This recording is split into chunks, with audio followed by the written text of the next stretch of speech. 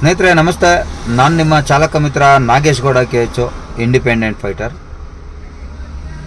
ನೋಡಿ, ನಾನು ಮೊನ್ನೆ ಹಾಕಿದ್ದಂಥ ವಿಡಿಯೋಗೆ ಒಂದಷ್ಟು ಜನ ರಿಪ್ಲೈ ಮಾಡಿರೋದ್ರಲ್ಲಿ ಒಂದು ಕ್ವಶನ್ನು, ಅಂದರೆ ಸುಮಾರು ಕ್ವಶನ್ ಇದೆ, ಅದರಲ್ಲಿ ಒಂದು ಕ್ವಶನು ಏನಪ್ಪ ಅಂದರೆ ಕಾಮನ್ ಆಗಿ, ನೀವು ಏರ್ಪೋರ್ಟಲ್ಲಿ ರ್ಯಾಪಿಡೋ ಕಸ್ಟಮರ್ನ ಕರ್ಕೊಂಡೋಗಿ ಲೇಡೀಸ್ ಹತ್ರ ಗಲಾಟೆ ಆದಮೇಲೆ ನಿಮ್ಮನ್ನು ಜೈಲಿಗೆ ಹಾಕಿದ್ರಲ್ಲ, ಇದ್ರ ಬಗ್ಗೆ ಮಾಹಿತಿನ ಕೊಡಿ ಅಂತ ಪ್ರಶ್ನೆ ಇದೆ. ಸೊ ಈಗ ಕೋರ್ಟಲ್ಲಿ ಕೇಸ್ ಇರೋದ್ರಿಂದ ನಾನು ಸಂಪೂರ್ಣ ಮಾಹಿತಿನ ನಾನು ಸೋಷಿಯಲ್ ಮೀಡಿಯಾದಲ್ಲಿ ಹೇಳೋದಕ್ಕೆ ಬರೋದಿಲ್ಲ. ಆದರೆ ಮುಂದಿನ ದಿನಗಳಲ್ಲಿ ಅದರ ಸಂಪೂರ್ಣ ವಿವರಣೆನ ಕೊಡ್ತೀನಿ. ಆದರೆ ಕೆಲವೊಂದು ರಿಸ್ಟ್ರಿಕ್ಷನ್ ಇರೋದ್ರಿಂದಾಗಿ ನಾನು ಸಂಪೂರ್ಣ ಮಾಹಿತಿ ಕೊಡಲ್ಲ. ಆದರೆ ನಿಮಗೆ ಎಷ್ಟು ಹೇಳಬೇಕೋ ಅಷ್ಟು ಮಾತ್ರ ಹೇಳ್ತೀನಿ. ಮೊದಲನೇದಾಗಿ ಏನು ಲೇಡೀಸು ಕಂಪ್ಲೇಂಟ್ ಕೊಟ್ಟಿದ್ದಾರೆ ಅಂತಾರಲ್ಲ, ಇದು ಶುದ್ಧ ಸುಳ್ಳು, 100ಕ್ಕೆ 200% ಸುಳ್ಳು. ಲೇಡೀಸು ಕಂಪ್ಲೇಂಟನ್ನು ಕೊಟ್ಟಿಲ್ಲ. ಆದರೂ ಕೂಡ ನೀವು ಯಾಕೆ ಜೈಲಿಗೆ ಹೋದ್ರಿ ಅನ್ನೋ ಪ್ರಶ್ನೆಗೆ ಇನ್ನೊಂದು 2 ತಿಂಗಳೊಳಗಡೆ ನಿಮಗೆ ಮಾಹಿತಿನ ಕೊಡ್ತೀನಿ. ಯಾಕಂದರೆ ಇದು ತುಂಬ ಇಂಪಾರ್ಟೆಂಟ್ ಆಗಿರೋದ್ರಿಂದ ಅದನ್ನು ನಾನು ಎಲ್ಲೂ ಕೂಡ ಹಂಚ್ಕೊಳ್ಳೋಕ್ಕೆ ಆಗೋದಿಲ್ಲ. ಬಟ್ ನಾನು ನನ್ನ ಹಕ್ಕನ್ನು ಅವತ್ತಿನ ದಿನ ನಾನು ನನ್ನ ಏನು 1448 ರೂಪಾಯಿ ನನಗೆ ಬರಬೇಕಾಗಿತ್ತು, ನನ್ನ ಹಕ್ಕು, ಸರ್ಕಾರ ನನಗೆ ನೀಡಿದ ಹಕ್ಕನ್ನು ನಾನು ಪಡ್ಕೊಂಡಿದ್ದೀನಿ. ಅಲ್ಲೇ ನನಗೆ 100% ಜಯ ಸಿಕ್ಕಿದೆ. ಇನ್ನು ನನಗೆ ಎಕ್ಸ್ಟ್ರಾ ಒಂದು ಖುಷಿ ಸಂದೇಶ ಏನಂದರೆ, ಆ ವಿಚಾರನ ನಾನೇನು ಬಯಸ್ತಿದ್ದೆ, ಇದು ಕೋರ್ಟಲ್ಲಿ ಹೋಗಬೇಕು, ಜಡ್ಜ್ ಮುಂದೆ ಇದನ್ನು ಗಮನಕ್ಕೆ ತರಬೇಕು. ತದನಂತರದಲ್ಲಿ ಅಲ್ಲಿಂದ ಒಂದು ಆರ್ಡ್ರನ್ನ ತೊಗೊಂಡು ನಮ್ಮಗಳ ಸಮಸ್ಯೆ ಏನು ಡ್ರೈವರ್ಗಳ ಸಮಸ್ಯೆ ಇದೆ, ಇದನ್ನು ನಾವು ಬಗೆಹರಿಸ್ಕೊಬೇಕು, ಕಾನೂನಿಂದನೇ ಒಂದು ವ್ಯವಸ್ಥೆನ ಆಚೆ ತರಬೇಕು ಅಂತೇಳಿ ಬಯಸಿದ್ದೆ. ಆ ಒಂದು ವಿಚಾರದಲ್ಲಿ ನಾನು ಇನ್ನೂ 100% ಗೆದ್ದಿದ್ದೀನಿ. ಆಲ್ರೆಡಿ ಇದು ಜಡ್ಜ್ ಗಮನಕ್ಕೂ ಕೂಡ ಬಂದಿದೆ. ಸರ್ಕಾರದ ಆದೇಶ ಕಾಪಿನ ಜಡ್ಜ್ ಮುಂದೆ ಕೂಡ ಕೊಟ್ಟಿದ್ದೀವಿ. ಅವರು ಕೂಡ ಕೆಲವೊಂದು ಪ್ರಶ್ನೆನ ಮಾಡಿರ್ತಾರೆ. ಅದಕ್ಕೆ ಉತ್ತರನ ಮುಂದಿನ ದಿನಗಳಲ್ಲಿ ನಾವು ಕೂಡ ಉತ್ತರ ಕೊಟ್ಟಿರ್ತೀವಿ. ನಂತರ ಆ ಒಂದು ಜಡ್ಜ್ಮೆಂಟಲ್ಲಿ ಖಂಡಿತವಾಗಲಿ ಸರ್ಕಾರ ಏನು ನಿಗದಿ ಮಾಡಿದೆ ಹಣ, ಇದು ಸರಿಯಾದಂಥ ರೀತಿಲಿದೆ, ಈತ ಪಡ್ಕೊಂಡಿರೋದು ಸರಿ ಅನ್ನೋ ಉದ್ದೇಶದಲ್ಲಿ ಖಂಡಿತ ನಮಗೆ ತೀರ್ಪು ಸಿಗುತ್ತೆ. ಆ ಜಯ ಬಂದು ನನ್ನೊಬ್ಬನ ಜಯ ಆಗಲ್ಲ, ನಿಮ್ಮೆಲ್ಲರದ್ದು ಜಯ ಆಗಿರುತ್ತೆ. ಇದು ಕೋರ್ಟ್ಗೆ ಸಂಬಂಧಪಟ್ಟಂತೆ, ಕೇಸ್ಗೆ ಸಂಬಂಧಪಟ್ಟಂತೆ, ಏರ್ಪೋರ್ಟು ಇನ್ಸಿಡೆಂಟ್ ಏನು ನಡೀತೋ ಅದಕ್ಕೆ ಸಂಬಂಧಪಟ್ಟಂತೆ ಇಷ್ಟು ವಿಚಾರ ಅಷ್ಟೇ. ಇನ್ನು ಕೆಲವೊಂದು ಕಾನೂನನ್ನು ನೀವು ಅರ್ಥ ಮಾಡ್ಕೊಬೇಕು. ಯಾವ ಸಂದರ್ಭದಲ್ಲಿ ಪೊಲೀಸ್ನವರು FIR ಹಾಕೋಕ್ಕಾಗತ್ತೆ, ಯಾವ ಸಂದರ್ಭದಲ್ಲಿ ಹಾಕಕ್ಕೆ ಬರಲ್ಲ ಅಂತ. ಕಾನೂನಲ್ಲಿ ಯಾರೇ ಒಬ್ಬ ವ್ಯಕ್ತಿ ಒಂದು ಕಂಪ್ಲೇಂಟ್ ಕೊಡುವಂಥ ಸಂದರ್ಭದಲ್ಲಿ ಹಣಕಾಸಿನ ವಿಚಾರ ಅಂತ ರೈಟಿಂಗಲ್ಲಾಗಲಿ ಅಥವಾ ಬಾಯಿ ಮಾತಲ್ಲಾಗಲಿ ಸ್ಟೇಷನ್ಗೆ ಹೋಗಿ ಮಾಹಿತಿನ ಕೊಟ್ಟು ತಿಳಿಸಿದಾಗ ಪೊಲೀಸ್ನವರು ಯಾವುದೇ ಕಾರಣಕ್ಕೂ ಅದರ ಮಿಡ್ಲಲ್ಲಿ ಬಂದು ಸೆಟ್ಲ್ಮೆಂಟ್ ಮಾಡಿಸೋದಕ್ಕೋ ಇಲ್ಲ ತೀರ್ಮಾನ ಮಾಡೋದಕ್ಕೆ ಅವ್ರಿಗೆ ಅಧಿಕಾರ ಇಲ್ಲ. ಒಂದು ವೇಳೆ ಪೊಲೀಸ್ ಅಧಿಕಾರಿ ಹತ್ರ ಯಾರೋ ಒಬ್ಬರು ನಮ್ಮ ಹತ್ರ ದುಡ್ಡನ್ನು ತಗೊಂಡಿದ್ದಾರೆ, ವಾಪಸ್ ಕೇಳೋಕೆ ಹೋದಾಗ ನನಗೆ ಹೊಡೆದ್ರು ಅಂತ ಬಂದಾಗ ಆ ಹೊಡೆದ್ರು ಅನ್ನೋ ಪದಕ್ಕೆ ಮಾತ್ರ ಅವರು FIRನ ಹಾಕೋದಕ್ಕೆ ಚಾನ್ಸ್ ಇರುತ್ತೆ. ಅದು ಏನು, ಅದಕ್ಕೆ ಸಂಬಂಧಪಟ್ಟಂಥ ಪೂರಕ ದಾಖಲಾತಿ ಕೊಟ್ಟರೆ. ಈಗ ಯಾರೆಲ್ಲ ನೀವು ಟೌನರ್ ಅಪ್ಲಿಕೇಶನ್ನ ಬಳಸ್ಕೊಂಡು ನನ್ನ ಹಕ್ಕನ್ನು ನಾನು ಪಡ್ಕೊಬೇಕು ಅಂತೇಳಿ ಒಂದಷ್ಟು ಜನ ನನ್ನ ರೀತಿಯಲ್ಲಿ ಕೆಲಸ ಮಾಡ್ಕೊಂಡು ಹೋಗ್ತಾ ಇದ್ದೀರಾ, ನಿಮ್ಮಗಳಿಗೆ ಒಂದು ಕಿವಿ ಮಾತು ಹೇಳಬೇಕು. ನೀವು ಸರ್ಕಾರದ ಆದೇಶದ ಕಾಪಿನ ಅವ್ರಿಗೆ ತೋರಿಸ್ಬೇಕು, ಅವ್ರಿಗೆ ಮನವರಿಕೆ ಮಾಡಬೇಕು. ಅವರು ಕೊಡೋದೆಲ್ಲ ನಾನು ಅಂತ ಅಂದಾಗ ವಾದನ ಒಂದು ಆರೋಗ್ಯಕರವಾಗಿ ಮಾಡಬೇಕು. ಆ ಸಂದರ್ಭದಲ್ಲಿ ವಾದ ಮಾಡುವಂಥ ಸಂದರ್ಭದಲ್ಲಿ ಕೆಟ್ಟ ಪದಗಳನ್ನಾಗಲಿ ಅಥವಾ ಅವ್ರ ಮೇಲೆ ಕೈ ಮಾಡೋದಾಗಲಿ ದೌರ್ಜನ್ಯ ಮಾಡೋದಾಗಲಿ ಮಾಡಬಾರ್ದು. ಇದು ಒಂದು. ಆ ವೇಳೆಯಲ್ಲಿ ನೀವು 112ಗೆ ಫೋನ್ ಮಾಡಿ ಪೊಲೀಸ್ ಅವ್ರನ್ನ ಕರೆಸ್ಕೊಳ್ಳೋದಾಗಲಿ ಅಥವಾ ಅವರೇ ಪೊಲೀಸ್ನವ್ರನ್ನ ಕರ್ಸ್ಕೊಂಡ್ರೂ ಕೂಡ ಆಗಲೂ ಸಹ ನೀವು ಎಲ್ಲೂ ಕೂಡ ನಿಮ್ಮ ಏನು ನಡವಳಿಕೆ ಇರುತ್ತೆ ಅಲ್ಲಿ ಕೆಟ್ಟ ಪದಗಳಿಂದ ಕೂಡಿರಬಾರ್ದು, ಅಥವಾ ಯಾರ್ದೋ ಮೇಲೆ ಕೈ ಮಾಡೋದಕ್ಕೆ ಹೋಗಿರಬಾರ್ದು. ಓಕೆನಾ? ನಾನು ಕೂಡ ಆಬ್ವಿಯಸ್ಲಿ 100% ಯಾವುದೂ ಮಾಡಿಲ್ಲ. ನಾನು ಆವಾಗಲೇ ಹೇಳ್ದಂಗೆ, ಆದರೂ ಕೂಡ ನೀವು ಯಾಕೆ ಜೈಲ್ಗೆ ಹೋದ್ರಿ ಅಂತ ಪ್ರಶ್ನೆಗೆ ನಾನು ಇನ್ನೊಂದು 2-3 ತಿಂಗಳಲ್ಲಿ ನಿಮಗೆ ಉತ್ತರ ಕೊಡ್ತೀನಿ, ಸಾಕ್ಷಿ ಸಮೇತ ಉತ್ತರ ಕೊಡ್ತೀನಿ. ಆ ಒಂದು ಭರವಸೆ ನೀವು ಇಟ್ಕೊಂಡಿರಿ. ಆದರೆ ಈ ವಿಡಿಯೋ ಮಾಡಿ ಹಾಕ್ತಾ ಇರೋ ಉದ್ದೇಶ ಏನಂದರೆ, ಎಷ್ಟೋ ಜನ ನನ್ನ ಬಗ್ಗೆ ಅಪಪ್ರಚಾರ ಮಾಡಿದ್ದಾರೆ. ಏನಂತ ಕೆಲವೊಂದು ಟಿ ವಿ ಮಾಧ್ಯಮಗಳಲ್ಲೂ ಬಂದಿದ್ದಾವೆ. ಈತ ಎಕ್ಸ್ಟ್ರಾ ಹಣನ ಕೇಳ್ದ, ಅವರು ಕೊಡಲಿಲ್ಲ ಅಂತಂದಾಗ ಬಾಯಿಗೆ ಬಂದಂಗೆ ಬೈದ ಕಸ್ಟಮರ್ಗೆ ಅಂತ. ಸೊ ಆ ವಿಚಾರವಾಗಿ ಅದೇ ಮೀಡಿಯಾ ಹತ್ರ ಹೋಗಿ ಕೆಲವೇ ದಿನಗಳಲ್ಲಿ ಹೋಗಿ ಪ್ರಶ್ನೆ ಮಾಡ್ತೀನಿ. ಅವ್ರಿಗೆ ಏನು ಮಾಹಿತಿನ ಕೊಡಬೇಕೋ, ಅವ್ರು ತಿಳ್ಕೊಂಡಿರುವಂಥ ತಪ್ಪು ಮಾಹಿತಿ ಏನು ಅನ್ನೋದ್ರ ಬಗ್ಗೆ ನಾನು ಅವ್ರಿಗೆ ಮಾಹಿತಿ ಕೊಟ್ಟು, ಅದೇ ಮಾಧ್ಯಮಗಳಲ್ಲಿ ಏನು ನ್ಯೂಸ್ ಚಾನೆಲ್ಸ್ಗಳಿದ್ದಾವೆ, ಎಲ್ಲೆಲ್ಲಿ ನನ್ನ ವಿಡಿಯೋನ ಹಾಕ್ಕೊಂಡಿದ್ರು ಅಲ್ಲೆಲ್ಲ ಅವ್ರನ್ನ ಕಾಂಟ್ಯಾಕ್ಟ್ ಮಾಡಿ ಅವ್ರಿಗೆ ಸರಿಯಾದಂಥ ಮಾಹಿತಿನ ಕೊಟ್ಟು ತಿಳಿಸ್ಕೊಡ್ತೀನಿ. ಆದರೆ ಅದೇ ಮೀಡಿಯಾದಲ್ಲಿ ತಿಳಿಸಿರೋದೇನೆಂದರೆ, ಸ್ಟಾರ್ಟಿಂಗಲ್ಲಿ ಬಾಯಿಗೆ ಬಂದಂಗೆ ಬೈದ, ಆದರೆ ದುಡ್ಡು ಕೊಡದೇ ಇರೋದಕ್ಕೆ ಬಾಯಿ ಬಂದಂಗೆ ಬೈದ. ಆದರೆ ಆತ ಕೇಳಿದ್ದು ಸರ್ಕಾರದ ಆದೇಶದ ಕಾಪಿಲಿ ಏನಿದೆ ಆ ಹಣನ ಕೇಳಿದ್ದು ನಾನು ಅಂತ ಹೇಳಿ ಲಾಸ್ಟ್ಗೆ ಅದನ್ನು ತಿರುಚ್ತಾರೆ. ಆದರೆ ಇನ್ನೊಂದಷ್ಟು ಜನ ನಮ್ಮ ನೆರೆಹೊರೆಯವರು ಅಥವಾ ಹಿತಶತ್ರುಗಳು ಏನು ಮಾಡಿದ್ದಾರೆ ಅಂದರೆ, ನೋಡಿ ನೀವು ಕಸ್ಟಮರ್ ಹತ್ರ ಈ ರೀತಿ ಗಲಾಟೆ ಮಾಡ್ಕೊಂಡ್ರೆ ನೀವು ಜೈಲಿಗೆ ಹೋಗ್ಬೇಕಾಗುತ್ತೆ ಅಂತೇಳಿ ತಪ್ಪಾಗಿ ಬಿಂಬಿಸಿದ್ದಾರೆ. ಅದನ್ನು ನಿಮಗೆ ಕನ್ಕ್ಲೂಷನ್ ಕೊಡಬೇಕು ಅನ್ನೋ ಉದ್ದೇಶಕ್ಕೆ ನಾನು ಈ ವಿಡಿಯೋನ ಮಾಡ್ತಾ ಇರೋಂಥದ್ದು. ನಾನು ಆಗಲೇ ಹೇಳ್ದಂಗೆ, ನಮ್ಮ ಅಧಿಕಾರನ ನಾವು ಕೇಳ್ತಾ ಇದ್ದೀವಿ ಅಂದರೆ ಆ ಅಧಿಕಾರಕ್ಕೆ ಸಂಬಂಧಪಟ್ಟಂಥ ಪೂರಕ ದಾಖಲಾತಿ ನಮ್ಮ ಹತ್ರ ಇರಬೇಕು. ನಾನು ಹೆಂಗೆ ಇಟ್ಕೊಂಡಿರ್ತೀನಿ ಆ ರೀತಿ ಇದ್ದಾಗ ನಿಮ್ಮ ನಡವಳಿಕೆ ಸರಿಯಾಗಿತ್ತು ಅಂದರೆ, ಪೊಲೀಸ್ನವ್ರು ಬಂದಂಥವ್ರು ನಿಯತ್ತಾಗಿರುವಂಥ ಪೊಲೀಸವರಾಗಿದ್ದರೆ ನಿಮ್ಮ ಮೇಲೆ ಯಾರೇ ಒಂದು ದೂರನ್ನ, ಏನೋ ಈ ಥರ ನನ್ನ ಹತ್ರ ಎಕ್ಸ್ಟ್ರಾ ತಗೊಂತ ಇದ್ದಾನೆ, ಕೇಳ್ತಾ ಇದ್ದಾನೆ ಅಂತ ಏನೇ ಒಂದು ಕಂಪ್ಲೇಂಟ್ನ ಕೊಟ್ಟರು ಕೂಡ ಆ ಪೊಲೀಸ್ ಆದಂಥವ್ರು, ನೋಡಮ್ಮ ಇದು ನಮ್ಮ ಒಂದು ಇದಕ್ಕೆ ಬರೋದಿಲ್ಲ, ಲಿಮಿಟ್ಗೆ, ಇದು ಹಣಕಾಸಿನ ವ್ಯವಹಾರ ಆಗಿರೋದ್ರಿಂದ ನೀವು ಕೋರ್ಟ್ ಮುಖಾಂತರ ಬಗೆಹರಿಸ್ಕೊಳ್ಳಿ ಅಂತ ಹೇಳಿ ಒಂದು NCR ಕಾಪಿನ ಕೊಡಬೇಕು ಅವ್ರಿಗೆ. ಆ NCR ಕಾಪಿನ ಇಟ್ಕೊಂಡು ನಮ್ಮ ಮೇಲೆ ಕಂಪ್ಲೇಂಟ್ ಅಂದರೆ ರಿಜಿಸ್ಟರ್ ಮಾಡಿ ಇವ್ರ ಮೇಲೆ FIR ಮಾಡಲೇಬೇಕು, ಈತನ ಜೈಲಿಗೆ ಕಳಿಸ್ಲೇಬೇಕು, ಇವನಿಗೆ ಪಾಠ ಕಲಿಸ್ಲೇಬೇಕು ಅಂತ ಏನಾದರೂ ಗ್ರಾಹಕರು ಹಠ ತೊಟ್ಟರೆ ಆ NCR ಕಾಪಿನ ತಗೊಂಡು ಒಬ್ಬ ಲಾಯರ್ನ ಇಟ್ಕೊಂಡು ಕೋರ್ಟಲ್ಲಿ ಹೋಗಿ PCR ಅಂದರೆ ಪ್ರೈವೇಟ್ ಕಂಪ್ಲೇಂಟನ್ನ ರಿಜಿಸ್ಟರ್ ಮಾಡಬೇಕಾಗತ್ತೆ. ಪ್ರೈವೇಟ್ ಕಂಪ್ಲೇಂಟ್ ರಿಜಿಸ್ಟರ್ ಮಾಡಿದಾಗ ಜಡ್ಜು ಪೊಲೀಸ್ ಸ್ಟೇಷನ್ಗೆ ಆದೇಶನ ನೀಡ್ತಾರೆ. ಅಂದರೆ ಈ ಪ್ರೈವೇಟ್ ಕಂಪ್ಲೇಂಟ್ ಮಾಡುವಾಗಲೂ ಕೂಡ ಅಲ್ಲಿ ಇವರೇನು ದಾಖಲಾತಿ ಕೊಡ್ತಾರೆ ಅದರ ಆಧಾರದ ಮೇಲೆ ಇದು FIR ಮಾಡಿ ಅನ್ನೋದು ಹೇಳೋದು ಯಾರು ನಮ್ಮ ಜಡ್ಜು. ಆದರೂ ಕೂಡ ಕೆಲವೊಂದು ಸಲ ಏನಾಗುತ್ತೆ ಅಂದರೆ, ಆಯಿತು ಇದನ್ನು FIR ಮಾಡಿಬಿಟ್ಟು ನೀವು ಇದ್ರ ಬಗ್ಗೆ ತನಿಖೆ ಮಾಡಿ ನಮಗೆ ವರದಿ ಕೊಡಿ ಅಂತೇಳಿ ಕೋರ್ಟಿಂದ ಆರ್ಡ್ರ್ ಆದಾಗ ಪೊಲೀಸ್ನವರು ಆಗ FIR ಹಾಕಬೇಕು. ಯಾವ ರೀತಿ FIR ಹಾಕಬೇಕು? ಇವ್ರು ಏನಂತ ಕಂಪ್ಲೇಂಟ್ ಕೊಟ್ಟಿರ್ತಾರೆ. ಈಗ ಉದಾಹರಣೆಗೆ ನನ್ನ ಹತ್ರ ಇವರು ಎಕ್ಸ್ಟ್ರಾ ದುಡ್ಡು ತಗೊಳ್ತಾ ಇದ್ದಾರೆ, ರ್ಯಾಪಿಡೋದಲ್ಲಿ ಅಮೌಂಟು ಇಷ್ಟು ತೋರಿಸ್ತು, ಇವ್ರು ಯಾವುದೋ ಬೇರೆ ಅಪ್ಲಿಕೇಶನ್ ತೋರಿಸ್ಬಿಟ್ಟು ನನ್ನ ಹತ್ರ ಹೆಚ್ಚಿಗೆ ದುಡ್ಡನ್ನು ಕೇಳ್ತಾ ಇದ್ದಾರೆ ಅಂತ ಕಂಪ್ಲೇಂಟ್ ಕೊಡ್ತಾರೆ. ಕೊಟ್ಟಾಗ ಅಷ್ಟಕ್ಕೆ ಸೀಮಿತವಾಗಿ ಮಾತ್ರ ಅಲ್ಲಿ FIR ಆಗಬೇಕು. ಅದಕ್ಕೆ ಸಂಬಂಧಪಟ್ಟಂತೆ ಏನಾಗುತ್ತೆ, ನಮಗೆ ಅವರು ಯಾರ ಮೇಲೆ ಕಂಪ್ಲೇಂಟನ್ನು ಕೊಟ್ಟಿರ್ತಾರೋ ಅವ್ರಿಗೆ ಒಂದು ನೋಟಿಸ್ನ ಕೊಡಬೇಕಾಗತ್ತೆ. ಫೋನ್ ಮಾಡುವ ಮುಖಾಂತರನೋ ಇಲ್ಲ ವಾಟ್ಸಪ್ ಮುಖಾಂತರನೋ ಅಥವಾ ಲೆಟ್ರನ್ನ ಮನೆಗೆ ಕಳಿಸೋ ಮುಖಾಂತರನೋ ಹೆಂಗೋ ಒಟ್ಟಿನಲ್ಲಿ ಅವ್ರಿಗೆ ನೋಟಿಸ್ನ ಕೊಡಬೇಕು. ಅಥವಾ ಪೊಲೀಸ್ ಸ್ಟೇಷನ್ಗೆ ಕರೆಸಿ ಅದ್ರ ಬಗ್ಗೆ ಸೂಕ್ತ ತನಿಖೆನ ಮಾಡಿ ಹೇಳಿಕೆನ ತಗೊಂಡು ನಂತರ ಅದನ್ನು ವರದಿನ ಇದಕ್ಕೆ ಕೊಡಬೇಕಾಗುತ್ತೆ, ಇಲ್ಲಿಗೆ ಕೋರ್ಟ್ಗೆ.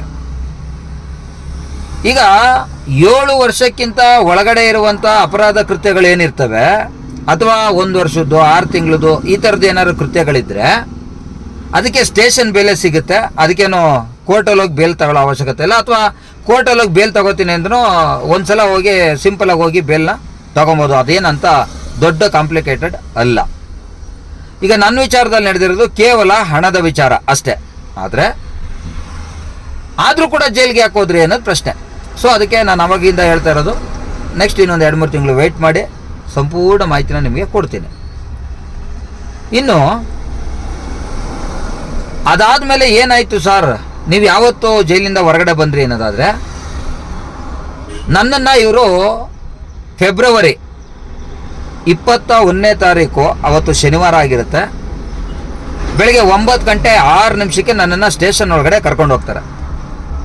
ಕರ್ಕೊಂಡೋದ್ಮೇಲೆ ಏನೇನು ನಡೀತು ಅನ್ನೋದ್ರ ಬಗ್ಗೆ ಅವರು ಚಾರ್ಜ್ ಶೀಟ್ ಹಾಕಿರೋದ್ರಿಂದ ನಾನು ಅದನ್ನು ಏನು ಹೇಳೋದಕ್ಕಾಗೋದಿಲ್ಲ ಸೋಷಿಯಲ್ ಮೀಡಿಯಾದಲ್ಲಿ.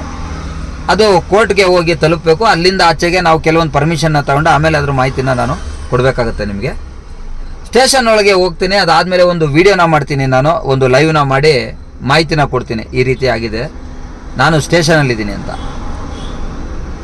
ಆಮೇಲೆ ಈ ನಮ್ಮಲ್ಲಿ ಒಂದಷ್ಟು ಜನ ನಾನು ನಿಮಗೆ ಸಪೋರ್ಟ್ ಮಾಡ್ತೀನಿ, ನಿಮಗೆ ಲೈಕ್ ಮಾಡ್ತೀನಿ ಸರ್, ಶೇರ್ ಮಾಡ್ತೀನಿ ಅಂದರೆ ಅದೆಲ್ಲ ಕೆಲಸಕ್ಕೆ ಬರಲ್ಲ ಸರ್.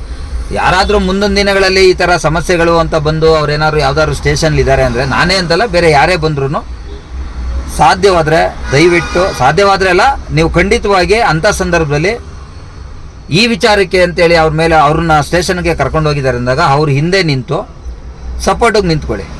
ಅಲ್ಲಿ ಬಲ ತೋರಿಸ್ಬೇಕು, ಹಣ ಬಲ ಅಲ್ಲ ಸರ್, ಜನಬಲ ತೋರಿಸ್ಬೇಕಾಗತ್ತೆ. ಆದರೆ ಆತ ತಿಳಿಸ್ತಾ ಇರೋವಂಥ ವಿಚಾರ ಸರಿ ಇದೆಯಾ ತಪ್ಪಿದೆಯಾ, ಅವ್ನು ಮಾಡಿರೋ ತಪ್ಪು ಸರಿನಾ, ಇದೆಲ್ಲ ಮೊದಲು ಅರ್ಥ ಮಾಡ್ಕೊಬೇಕಾಗತ್ತೆ. ಅದಾದಮೇಲೆ ನೀವು ಖಂಡಿತ ಅಂಥ ಸಂದರ್ಭದಲ್ಲಿ ಸಪೋರ್ಟ್ ಮಾಡಬೇಕಾಗತ್ತೆ. ಬರೀ ಲೈಕ್ ಮಾಡಿಕೊಂಡು ಕಮೆಂಟ್ ಮಾಡಿಕೊಂಡು ಸಪೋರ್ಟು ನಾನು ಮಾಡ್ತೀನಿ ಅಂದರೆ ಅದು ವೇಸ್ಟು ಸರ್, ಓಕೆನಾ. ಈ ವಿಚಾರವಾಗಿ ಮುಂದಿನ ದಿನಗಳಲ್ಲಿ ನಾನು ತಿಳಿಸ್ಕೊಡ್ತೀನಿ. ಸಹಕಾರ ಬೇಕು ಅಂದರೆ ಯಾವ ರೀತಿಯಾಗಿ ಸಹಕಾರ ಬೇಕಾಗುತ್ತೆ ಅಂತೇಳಿ ತಿಳಿಸ್ಕೊಡ್ತೀನಿ. ಇನ್ನು 21ನೇ ತಾರೀಕು ಅವತ್ತು ನನ್ನನ್ನು ಸ್ಟೇಷನ್ ಒಳಗಡೆ ಕೂರಿಸ್ಕೊಂತಾರೆ. ಸಂಜೆ 5:30 ಹತ್ತತ್ರ 6 ಗಂಟೆ ಆಗಿರ್ತದೆ ಮೇ ಬಿ. ಆ ಸಂದರ್ಭದಲ್ಲಿ ಜಡ್ಜ್ ಮುಂದೆ ತೊಗೊಂಡೋಗಿ ಸಬ್ಮಿಟ್ ಮಾಡ್ತಾರೆ. ಸೊ ಅವ್ರೇನು ಹೇಳಬೇಕು ಹೇಳ್ತಾರೆ, ನಾನೇನು ಹೇಳಬೇಕು ಜಡ್ಜಿಗೆ ಹೇಳ್ತೀನಿ. ಅದಾದಮೇಲೆ ಅವತ್ತು ನನಗೆ ಬೇಲ್ ಸಿಗೋದಿಲ್ಲ. ನಂತರ ನನ್ನನ್ನು ಜೆ.ಸಿ ಕಳಿಸ್ಬೇಕಾಗಿರ್ತದೆ. ಸರಿ, ಅಲ್ಲಿಂದ ಜೆ.ಸಿಗೆ ಕರ್ಕೊಂಡು ಹೋಗ್ತಾರೆ. ಅದು ಹೆಂಗೆ ಏನು ಅನ್ನೋದನ್ನ ನಾನು ಮುಂದಿನ ದಿನಗಳಲ್ಲಿ ತಿಳಿಸ್ತೀನಿ. ಕರ್ಕೊಂಡು ಹೋದ್ಮೇಲೆ ನಮ್ಮನ್ನು ಹೆಚ್ಚು ಕಮ್ಮಿ 7:30 ಆಗಿರುತ್ತೆ ನಾನು ಜೆ.ಸಿಗೆ ಹೋದಾಗ. ಹೋಗಿ ನಮ್ಮನ್ನು ಬಿಟ್ಟು ಬರ್ತಾರೆ. ಆದರೆ ನಾನು ಖುಷಿ ವಿಚಾರ ಏನಪ್ಪ ಅಂದರೆ, ಆ ಜೈಲೊಳಗಡೆ ಹೋಗ್ತಿದ್ದಂಗೆ ನಾನು ಹಿಂದೆ 2022ರಲ್ಲಿ ಜೈಲಿಗೆ ಹೋಗಿದ್ದಾಗ ಇದೇ ಥರ ಯಾರೋ ಒಬ್ಬ ಸಂಘಟನೆ ಅಮೌಂಟನ್ನ ದುಡ್ಡು ಏನು ಕೋಟ್ಯಾಂತರ ರೂಪಾಯಿ ಹಣ ವಂಚನೆ ಮಾಡಿದ್ದ ಗಂಡ ಹೆಂಡತಿರೆಲ್ಲ ಸೇರಿಕೊಂಡು, ಅವ್ರ ವಿರುದ್ಧವಾಗಿ ನಾನು ಮಾತಾಡಿದ್ದಕ್ಕೆ, ಸೋಷಿಯಲ್ ಮೀಡಿಯಾದಲ್ಲಿ ಇದು ಮಾಡಿದ್ದಕ್ಕೆ ನನ್ನ ಮೇಲೆ ಕೆಲವೊಂದು ಸುಳ್ಳು ಆಪಾದನೆಯನ್ನು ಹೊರಿಸಿ ನನ್ನನ್ನು ಜೈಲಿಗೆ ಹಾಕಿರ್ತಾರೆ. ಆ ಸಂದರ್ಭದಲ್ಲಿದ್ದಂಥ ಜೈಲರು ಮತ್ತು ಅಲ್ಲಿ ಕೆಲಸ ಮಾಡೋಂಥವ್ರು ಒಂದಷ್ಟು ಜನ ಗುರುತಿಸಿದ್ರು, ಏನು ಸರ್ ತಿರ್ಗಾ ಬಂದಿದ್ದೀರಂತೆ. ಮತ್ತು ಅವರು ನಮಗೆ ಸೋಷಿಯಲ್ ಮೀಡಿಯಾದಲ್ಲಿ ಫ್ಯಾನು, ನನ್ನ ಸೋಷಿಯಲ್ ಮೀಡಿಯಾನ ಪ್ರತಿದಿನ ಅಬ್ಸರ್ವ್ ಮಾಡಿದ್ದಾರೆ. ಅದನ್ನು ನನಗೆ ಅವರೇ ಮಾತಾಡಿ ಮಾಹಿತಿನ ಕೊಟ್ಟರು. ನನಗೊಂಚೂರು ಖುಷಿ ಆಯಿತು.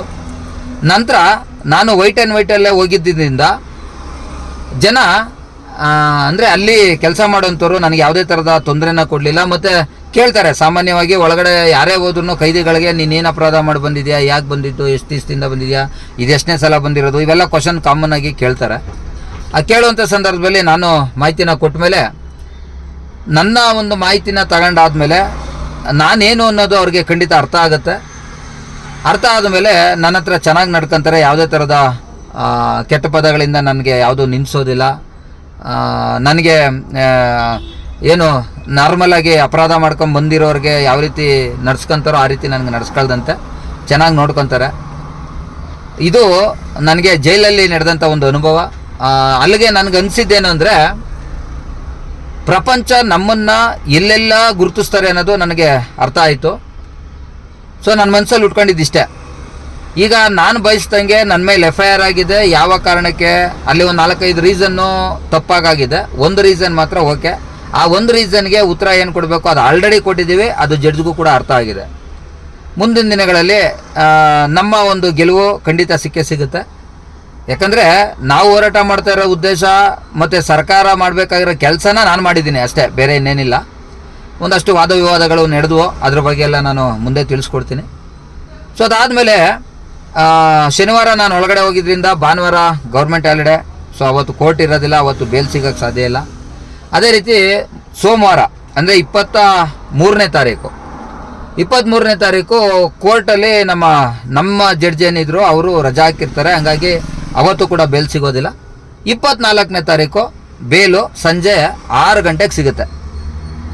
ಸಂಜೆ 6 ಗಂಟೆಗೆ ಸಿಕ್ಕಿದಾಗ ನಮ್ಮ ಅಡ್ವೊಕೇಟು ಅವ್ರ ಹತ್ರ ರಿಕ್ವೆಸ್ಟ್ ಮಾಡಿ, ನೋಡಿ ಸ್ವಾಮಿ, ಈಗೆಲ್ಲ ಸತ್ಯ ಏನು ಅನ್ನೋದನ್ನ ನಿಮಗೆ ಮಾಹಿತಿನ ಕೊಟ್ಟಿದ್ದೀವಿ, ದಯವಿಟ್ಟು ನಮ್ಮ ಕಕ್ಷಿದಾರನ ಅಲ್ಲಿಂದ ಇಮಿಡಿಯೇಟಾಗಿ ಬಿಡುಗಡೆ ಮಾಡಲೇಬೇಕು ಅಂತೇಳಿ ಅಲ್ಲಿಂದ ಮೇಲ್ನ ಮಾಡಿಸಿ ಡೈರೆಕ್ಟು ಜೈಲ್ಗೆ, ಕೋರ್ಟಿಂದ ಡೈರೆಕ್ಟು ಜೈಲ್ಗೆ ಮೇಲ್ನ ಮಾಡಿಸಿ ಆ ಒಂದು ಕಾಪಿನ ನಾರ್ಮಲಾಗಿ ಹೆಂಗೆ ನಡೀತದೆ ಅಂದರೆ ಒಬ್ಬರು ಪಿ ಸಿ ಅವರು, ಕೋರ್ಟ್ ಪಿ ಸಿ ಅವರು ತಗೊಬಂದು ಇಲ್ಲಿ ಜೈಲಿಗೆ ತಂದು ತಲುಪಿಸ್ಬೇಕಾಗತ್ತೆ. ಯಾವುದೇ ಒಂದು ಬೇಲ್ ಆಗಿದ್ರೆ ಅವತ್ತೊಂದು ದಿನ ನಮ್ಮ ಅಡ್ವೊಕೇಟು, ನಾನು ಅದನ್ನೇ ಹೇಳ್ತೀನಿ, ನಾವು ಮಾಡುವಂಥ ಪುಣ್ಯ ನಮಗೆ ಸಿಗುವಂಥ ಜನಗಳು ಅದರ ರೂಪದಲ್ಲಿ ಸಿಗ್ತಾರೆ. ದೇವ್ರುಗಳು ಎಲ್ಲ ನೇರವಾಗಿ ಸಿಗಲ್ಲ, ಯಾರ್ದಾರೋ ಒಂದು ರೂಪದಲ್ಲಿ ಸಿಗ್ತಾರೆ. ಹಂಗೆ ನನಗೆ ಅವ್ರು ಸಿಕ್ಕಿದ್ರು. ಅವತ್ತು 24ನೇ ತಾರೀಕು ಅಬ್ವಿಯಸ್ಲಿ ನಂದು ಇನ್ನೊಂದು ಕೇಸ್ ಇತ್ತು. ನಾನೇನು ಯಾರೋ ಒಬ್ಬ ಕೋಟ್ಯಾಂತರ ರೂಪಾಯಿ ದುಡ್ಡನ್ನು ಡ್ರೈವರ್ ದುಡ್ಡು ತಿಂದಿದ್ದಂತೆ ಅದ್ರದ್ದು ಸಮನ್ಸ್ ಇತ್ತು ನನಗೆ. ಅವತ್ತು ಹೋಗೋಕ್ಕಾಗಿರಲಿಲ್ಲ. 24ನೇ ತಾರೀಕು ಆ್ಯಕ್ಚುಲಿ 10 ಗಂಟೆ ಒಳಗಡೆ ನಾನು ಕೋರ್ಟಲ್ಲಿರಬೇಕು. ಅವತ್ತು ನಾನು ಜೈಲಲ್ಲಿ ಇದ್ದಿದ್ದರಿಂದ ಹೋಗೋಕ್ಕಾಗಲಿಲ್ಲ. ಅದನ್ನು ಕೂಡ ಇಟ್ಕೊಂಡು ಬಿಂಬಿಸ್ಕೊಂಡೆಲ್ಲ ಆಟ ಆಡಲಿ, ಭಗವಂತ ಒಳ್ಳೇದು ಮಾಡಲಿ ಅವ್ರಿಗೆ. ಮುಂದಿನ ದಿನಗಳಲ್ಲಿ ನಾವು ಏನು ನಮ್ಮ ಕೈಲಿ ಏನಾಗುತ್ತೋ ಅದನ್ನು ಮಾಡೋಣ. ಸೊ ಅದಾದಮೇಲೆ ಜೈಲಿಂದ ನನ್ನನ್ನು ಕರ್ಕೊಂಬರೋಕ್ಕೆ ನಮ್ಮ ಸ್ನೇಹಿತರುಗಳು ಇಬ್ಬರು ಬಂದಿರ್ತಾರೆ ಕಾರ್ ತಗೊಂಡ್ಬಂದ ಮೇಲೆ ನನ್ನನ್ನು ಪಿಕಪ್ ಮಾಡಿಕೊಂಡು ನಂದಿನಿ ಲೇಔಟ್ ಹತ್ರ ನಮ್ಮ ಸ್ನೇಹಿತರ ಮನೆಯಲ್ಲಿ ಹಬ್ಬ ಇರುತ್ತೆ, ಅವತ್ತು ಊರಹಬ್ಬ. ಹೋಗಿ ಊಟ ಮಾಡಿಕೊಂಡು 12 ಗಂಟೆ ಆಗಿರ್ತದೆ, ಹೆಚ್ಚು ಕಮ್ಮಿ. ಆಲ್ರೆಡಿ 12:30 1 ಗಂಟೆ ಆಗಿರ್ತದೆ. 12 ಗಂಟೆ ಆಗಿರ್ತದೆ ನೈಟು. ಅಂದರೆ ಆ ನೈಟ್ 12 ಗಂಟೆ ಆಗಿದ್ರೂ ಕೂಡ ನಾನು ಮಾಡಿದಂಥ ಸಂಪಾದನೆ ಏನಪ್ಪ ಅಂದರೆ, ಹಣ ಸಂಪಾದನೆ ಮಾಡಲಿಲ್ಲ ಬ್ರದರ್ಸ್, ಜನ ಸಂಪಾದನೆ ಮಾಡಿದ್ದೆ. ರಾಜ್ಕುಮಾರ್ ಸಮಾಧಿ ಹತ್ರ ಬಿಫೋರ್ ಒಂದು ಬ್ರಿಡ್ಜ್ ಇದೆ, ನಿಮ್ಗೆ ಗೊತ್ತಿರೋಂಗೆ, ಗೊರಗುಂಟೆಪಾಳ್ಯದಿಂದ ಬರಬೇಕಾದ್ರೆ ನಂದಿನಿ ಲೇಔಟಲ್ಲಿ ಹಬ್ಬ ಮುಗಿಸ್ಕೊಂಡು ಹಂಗೆ ಆ ಬ್ರಿಡ್ಜ್ ಅಂಡರ್ ಪಾಸ್ ಹತ್ರ ನಮ್ಮ ಸ್ನೇಹಿತರು ಬಿಟ್ಬಿಟ್ಟು ಅವ್ರು ಆ ಕಡೆ ಹೋದರು. ನಾನು ಅಲ್ಲಿ SBI ಒಂದು ATM ಇದೆ, ಆ ATM ಹತ್ರ ನಿಂತಿದ್ದೆ. ಇದು ಸತ್ಯ, ನಾನು ಸುಳ್ಳು ಹೇಳ್ತಾ ಇಲ್ಲ. ಅವರು ನನ್ನ ಯಾರು ಫೇಸ್ಬುಕ್ ಅಭಿಮಾನಿಗಳಿದ್ದಾರೆ, ನನ್ನನ್ನು ಈಗೇನು ತಿಳಿಸ್ತೀನಿ, ಆ ಒಂದು ಕೆಲಸ ಮಾಡಿದಂಥವ್ರು ಸಾಧ್ಯವಾದರೆ ಅವರೇ ಕಮೆಂಟ್ ಹಾಕ್ತಾರೆ ಈ ವಿಡಿಯೋದಲ್ಲಿ. ಒಬ್ಬರು 2 ವೀಲರು ನಾನು ನಿಂತಿರೋದನ್ನ ನೋಡ್ಬಿಟ್ಟು, ಏನು ಸರ್ ಇಲ್ಲಿ ಅಂತ ಹೇಳ್ಬಿಟ್ಟು ಮಾತಾಡಿಸಿ ಕೊನೆಗೆ ಆ ಒಂದು ಜಾಗದಿಂದ ಅಂಡರ್ ಪಾಸಿಂದ ರಾಜ್ಕುಮಾರ್ ಸಮಾಧಿವರೆಗೂ 2 ವೀಲರಲ್ಲಿ ನನ್ನ ಡ್ರಾಪ್ ಮಾಡ್ತಾರೆ. ಅಂದರೆ ನಾನು ಮಾಡಿದಂಥ ಸಂಪಾದನೆ, ಜನ ಸಂಪಾದನೆ. ಅದಾದಮೇಲೆ ನಾನು ರಾಜ್ಕುಮಾರ್ ಸಮಾಧಿಯಿಂದ ನಮ್ಮ ಮನೆ RR ನಗರಕ್ಕೆ ಹೋಗಬೇಕಾಗಿತ್ತು. ಯಾವುದಾದ್ರೂ ಕ್ಯಾಬ್ ಬರುತ್ತೋ, ಇಲ್ಲ ಬಸ್ ಬರುತ್ತೋ, ಇಲ್ಲ ಆಟೋದಲ್ಲ ಯಾವುದ್ರಲ್ಲಾರು ಹೋಗೋಣ, ಯಾವ್ದಾದ್ರು ಬುಕ್ ಮಾಡ್ಕೊಂಡು ಹೋಗೋಣ ಅಂಥೇಳಿ ನಾನು ಟ್ರೈ ಮಾಡೋಣ ಅಂಥೇಳಿ ನಿಂತ್ಕೊಂಡಿದ್ದೆ. ನನ್ನನ್ನು ನೋಡಿ ಒಬ್ಬರು ಕ್ಯಾಬ್ ಡ್ರೈವರು, ಸುಂಕದ ಕಟ್ಟೆ ಅವ್ರ ಮನೆಗೆ ಹೋಗ್ತಾಯಿದ್ರು ಅವರು, ಡ್ಯೂಟಿ ಮುಗಿಸ್ಕೊಂಡು.